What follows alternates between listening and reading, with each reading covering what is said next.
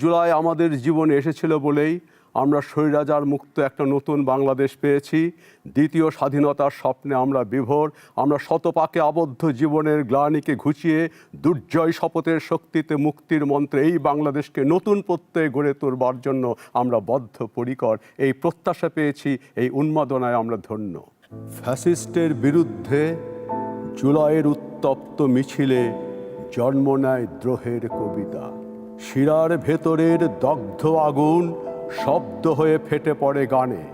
কারারই লোহ কপাট ভেঙে ফেল কররে লোপাট। তারুণ্য আর জনতার ঐকতান ঐক্যবদ্ধ সংগ্রামে রক্তের কালিতে লিখে এক অমোঘ অভিধান। শহীদ ভাইয়ের ধমনী ভেদ করা লোহিত কণিকার লাল লিপিতে লিপিবদ্ধ হয় একজোড়া শব্দ, আমরা স্বাধীন। চেয়ে দেখো, ওই পরাজিত হলো স্বৈরাচারের বিষবাষ্প ভরা বীণ।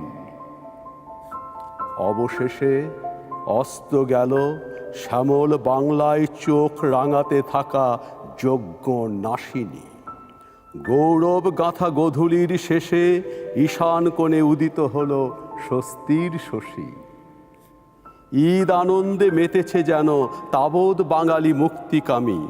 তাদের চোখে দিচ্ছে উকি ভবিষ্যতের বর্ণিল দিনলিপি, একটি নতুন সম্ভাবনাময় দেশের প্রতিশ্রুতি। চিৎকারের ভাষা গ্রাফিতি হয়ে ওঠে, আবু সাঈদ মুগ্ধরা হয়ে ওঠে অপরাজেয় ইতিহাসের নব অবকাঠামো। আধারের বুক চিরে জ্বলে ওঠে মশাল। স্বর্গগামী ফরহাদ তরুয়ারা যেন এগিয়ে আসে আরো একবার, সাথে নিয়ে আলোর মিছিল। শোষণের জবাব দেয় দেয়াল।